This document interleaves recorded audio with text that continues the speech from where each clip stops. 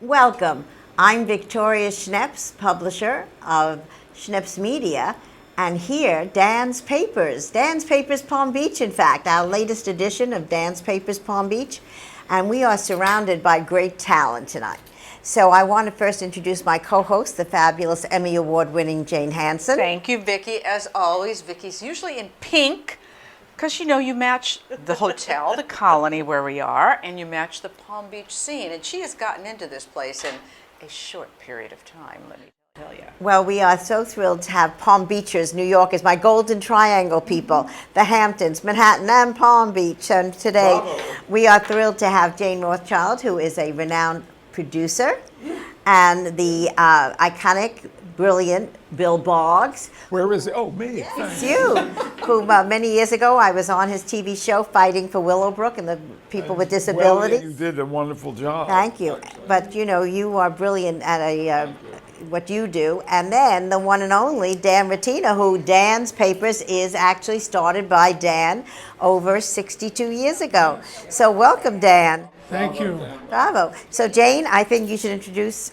Well, first of all, I've known Bill forever, and he likes to call her Lady Jane, and of course she's got the most beautiful first name, what can I say? But you guys you have this great saying, which basically is, how do you keep your life so active and busy? We show up. And we go for, Jane is my long-suffering girlfriend.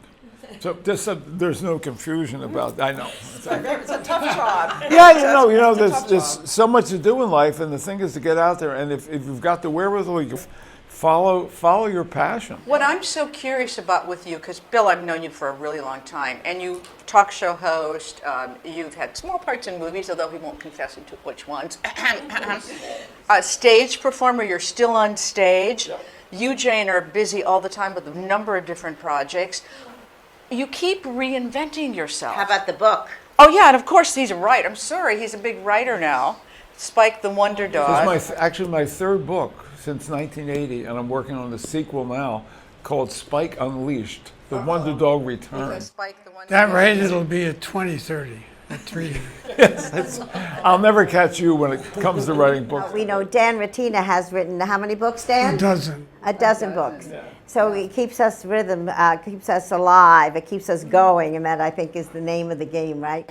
Indeed it is. Yeah. The question really is for all of you, is about this whole process of reinvention, because I think we have many different kind of facets of our life. There's 10 years here, 20 years here, whatever it is. I'd like to know how you just keep doing it. I began, my first job was working for Johnny Carson. And there was strictly chutzpah and determination. I graduated from NYU in 1969. Didn't know what I was going to do, because back then, women could be a teacher, a nurse, or a secretary. And none of those appealed to me. And I wound up back, my dad said, he was cleaning my teeth one day, my dentist dad. He said, why don't you work for a celebrity? And it was the kind of idea that who would ever have thought of that? So I graduated, said celebrity, Johnny Carson. And I walked into 30 Rock, went up to the 6th floor. Where they were doing the Tonight Show. Said to the receptionist, I'd like a job here. She said, well, leave a resume. I said, I just graduated college. I don't have a resume. Give me your yellow pad. I sat down. Go for it. And I wrote out all my summer jobs I'd had, from high school and college. Handed it in, and I called the next day, and I said, yesterday I dropped off my resume. Who did you give it to? And she said, I gave it to Barbara Meltzer. I said, could I please speak to Barbara Meltzer? And lo and behold, I got Barbara, and she said, I have no jobs. I called Barbara every day for 3 weeks, and finally she said, come in Monday, I'm sick of your phone calls. There is a lesson there, tenacity. Persistence. Don't give up. Persistence. Yeah, persistence, 100%. I think the concept of reinventing yourself is the way life should be. Whatever small gifts or talents I've had, I've been able to make grow because I've applied energy to them. And I think, for example, a few years ago I decided I'm just going to concentrate on writing comedy, satire, which is what this book is. And I believe in resolve. I just say, this is what I'm doing. Not resolving to 300 people. Resolving to yourself that you're going to make it happen, that you're going to apply it. You may screw up. You may bomb, but you've got the first step in reinventing yourself is saying, I have a passion for this. I'm going to go for it.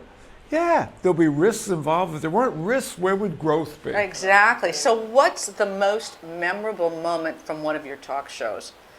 I just something, and maybe the worst moment, or The most memorable Yeah, but I like what moment. you Oh, said. oh, wait. Yeah. I'll give you one. I'll give you one. Okay. The late, great John Belushi, right? The night before a show that was about comedy, where I had a writer from Saturday Night Live, I had David Brenner, I had Steve Allen. I'm at Studio 54, dancing around, literally, and there's Belushi. Bill Boggs, how you doing? We're dancing. Who's on your show tomorrow? I got David Brenner. I got Michael O'Donoghue. He's okay. I got Steve Allen. Steve Allen? I love Steve Allen. I'll be watching. So, like, I'm thinking, at 2 o'clock in the morning, why not come and do the show? I could be on with Steve. Yeah, sure, you could be on with Steve. One thing leads to another. He scrawls out his phone number on a little piece of paper with a stubby pencil, gives it to me. He says, call me tomorrow, call me at 10, and keep calling no matter what. So to move the story along, I call up at 10. There's no answer. 10:15, 10:30. Now the show's going to go on at 11. I call at 20 up. Finally, quarter up. Hey, John, Bill Boggs. Blank you. John. Steve Allen. Steve, I'll be there. So we start the show, and I told all the producers, Belushi's coming there. Oh, yeah, sure. We're at Studio 54 Dreams. In the middle of the show, we're talking. Steve Allen, the guest, Belushi comes through the side door crawling like a Komodo dragon across the set, up the steps, onto a seat. Then he goes to Steve, I love you.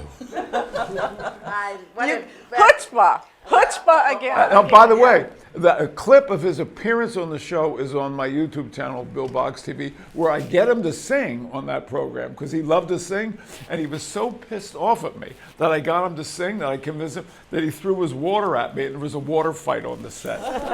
That is a memorable moment. Live TV. All right, wait a second. I've got Dan here, Dan Martina. I was about to say I don't believe in reinvention because I started doing one thing, and then for better or worse, that's what I did. And I saw people around me who would retire from one thing, they didn't like that anymore, go to another city, start all over again. I kept on going, but there had been new facets to it. And the most recent was I started doing podcasts with video. And they're on the platform for Dan's Papers and for else. And they're a lot of fun to do. I got to meet a lot of So people. you got to tell us a hot story. You got to compete with Bill with his great What I story. did 3 weeks ago is with a guy who dresses every day as a superhero, has a cape that he wears. that Ivan? Sir Ivan. Ivan. He built a castle in Southampton. Oh, I know that castle. Yes, basically to meet girls, I think. His father was a very wealthy banker. Who And started with nothing? Who started with walking nothing the streets selling in- Bibles? Yes, Really? he wrote a book, Unstoppable, about his father. He paid He to was a do that. Holocaust survivor. Anyway, Sir Ivan is now 62. He's down here also In Palm Beach, yeah. in Palm Beach, I guess, because when I interviewed him, he was wearing like a T-shirt with no jacket. no jacket, just whatever. And he wants to talk about himself, and what he's done, the hit records he's had, the cover records he's had, the parties he's held. He holds 1 or 2 big parties a year. I remember the first one I went up Deerfield Road in a car, and there was a guy standing in the middle of the street about a half a mile from his place who was directing traffic. And he would stop you to say, are you going to the party? This is a half a mile away. And when he leaned in, I saw he had a gun under his shirt and his sweater. He was making sure only certain people could. This was the party of the summer, and you guys are party people. So when you have parties, I mean, you find, this season is wonderful because people are coming out of COVID. And they're, Yes, we're more grateful than ever. They are. I love love stories. How did you two meet? Love stories? Oh, my word. Well, basically, Start. I picked Bill up. And it was back to chutzpah. And talk about forget the reinvention. It was back in 2010. I'm an avid theater goer. I love theater, and I had a subscription to the Manhattan Theater Club. And it was a Sunday, and I had a ticket for a 7:00 show on 55th Street at that theater. I got there at 6:30, and I was in the mood for a vodka tonic. Somehow, I just was in the mood for a vodka tonic. What else is new? What else? I switched to vodka martinis now, but They're good. But back then it was vodka tonics, and I went across the street to what was Cherco. 55th Street. And there was a table with two handsome men, one of them being Bill, sitting there, and I, not being no fool, sat at the next table. And being single. And being single, Right. sat at the next table. And I'm kind of just sitting there, and I ordered my vodka tonic, and they're having a great time. And I'm looking at them enviously because they have food on the table. I don't have time to order food. Right. But at about 20 to 8, the owner of the restaurant, Mauro Macchioni, Mara Macchioni, right. Macchioni came out, and Bill stood up and gave them an embrace and introduced him to his friend John. So what happened then was, John, I said, Mara, how are things going with your divorce? Because he was getting divorced. He tells me, and then John, my friend who's with me, loud enough so the woman behind us can hear it, says, you know, he's available now too, because I had just gotten divorced. He said that on purpose. Anyway, Jane heard he's available now too. Because I have very good hearing, and I've never been It's shy. like a squirrel, her I've hearing never is been good. shy. I stood up, and it was like just 2 steps, and I leaned in between the two of them, and I said, gentlemen, I didn't mean to interrupt. I mean, didn't mean to eavesdrop, excuse me. I didn't mean to eavesdrop. Right. But I couldn't help but overhear that you, Bill, You're are available. Guess what? So am I. So she sits down. Bill was in we shock. have a great He was time. like, his mouth was open. John stood up, all 6'7" of him, stood up, pulled out a chair. They were at a four-top, said, sit down, you're fabulous. He went over and got my purse, got my vodka tonic, brought it over, and we sat there until 2 minutes to And 7. she was great. We had a really good We time. had so much fun. Yeah. Did you ever go to the show? Oh yeah, she made it to the show. So I she, couldn't. I know. On I her couldn't way decide. out, Wait, on I her- couldn't decide. I was You waiting. hung out outside the theater? No. So basically, what I decided to go. I decided I'll go ahead with my plan. So I said, gentlemen, curtain's going up. I have to leave. And I stood up, and they stood up, and they each said, "May I have your number?" And I Your card. I gave each of them my card. I was working with Brown Harris Stevens. Gave each of them my card. And I said, "You decide. You're both terrific." and I went to the theater. Well, wait. There's And something. There's and something jumping, happened. But jumping back, Wait. the show, I couldn't stop thinking about them, and the show was truly dreadful. I left at intermission and ran back, but And we weren't there. They were gone. Now, Jane gets embarrassed by this, but this actually happened. this is We were all standing up, and John gave, a bye hug. He's 6'7". He gives her a hug, and I gave Jane a hug. At this point, Jane did not recognize me from TV. I give her a hug, and Jane says in my ear, "You're a better fit." I find that hard to believe. Without question. No, just let me. I'm not shy, but There's a lesson there. A woman meets a man and she's interested in him. Right. Let him know you like. Let him know you like the guy. A man meets a woman without being, gee, you're really, I'd like to get to know you better without being a lech. Let your intentions be known. So I called her 3 weeks later, and we went to Bemelman's. Took you 3 weeks. That's another story for another day.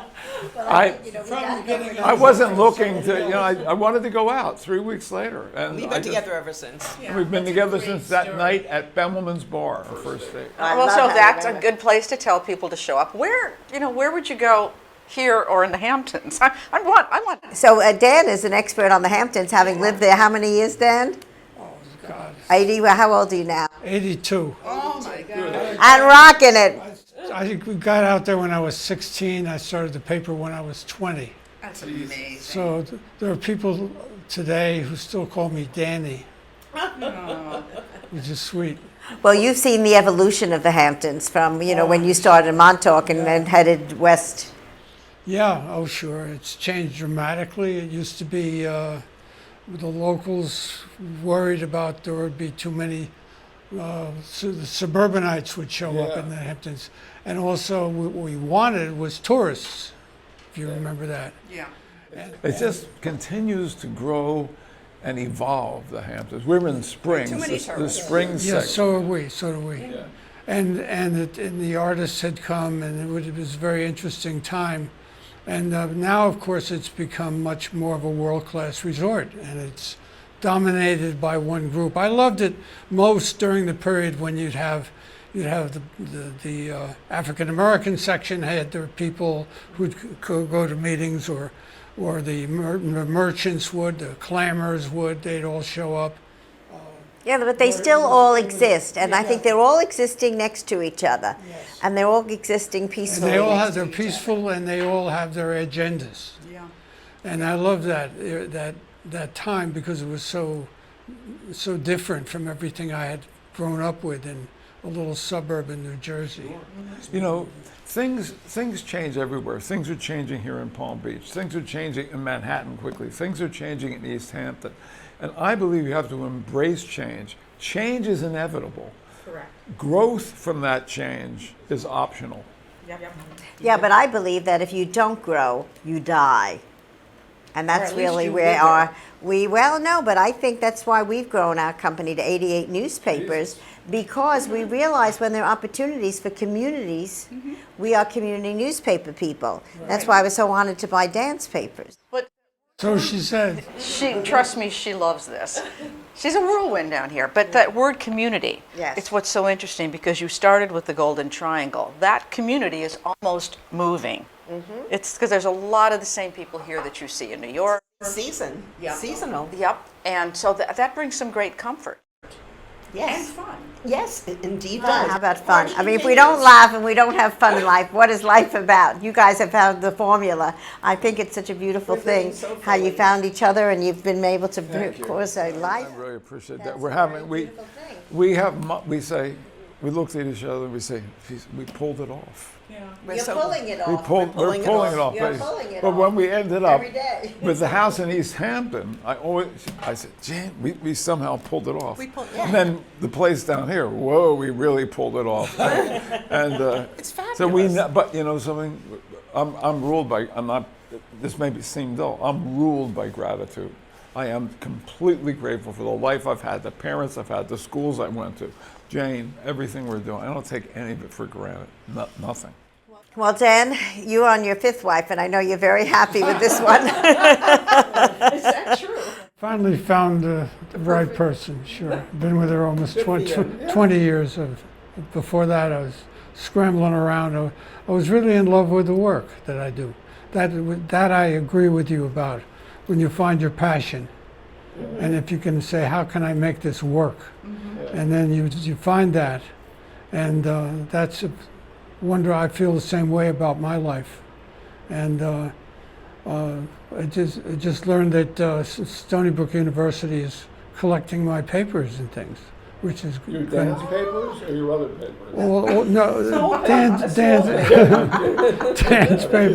dance papers and books and manuscripts and all that stuff. So I think, you're all iconic brands, and I think the life we lead is such a vibrant one, and we're making it vibrant. We're making it happen, and that's really what's so exciting about having all of you here today. So I want to thank you. I want to thank you for Jane Rothchild. Thank you so much, great producer. Thank you, Bill Boggs, who is rocking it now with his new book, Spike. The Adventures of Spike the Wonder Dog, as told to Bill Boggs. The dog told me the story, Vicki. I just put it down. I love it. I love it. And Dan Rettina, who is really writing every single week. And I got to yell at him, only 600 words, Dan, because he is the brilliant writer. We worked it out at 1,055. Right, we figured it out. And Jane Hanson, the beautiful Emmy Award-winning broadcaster, we are Always a so thrilled pleasure. to be here with you. And Alan Zweibel, original Saturday Night Live writer and Thurber Prize-winning author of The Other Showman, says, "The Adventures of Spike the Wonder Dog is so smart, witty, and inventive that I had to keep reminding myself that I didn't write it.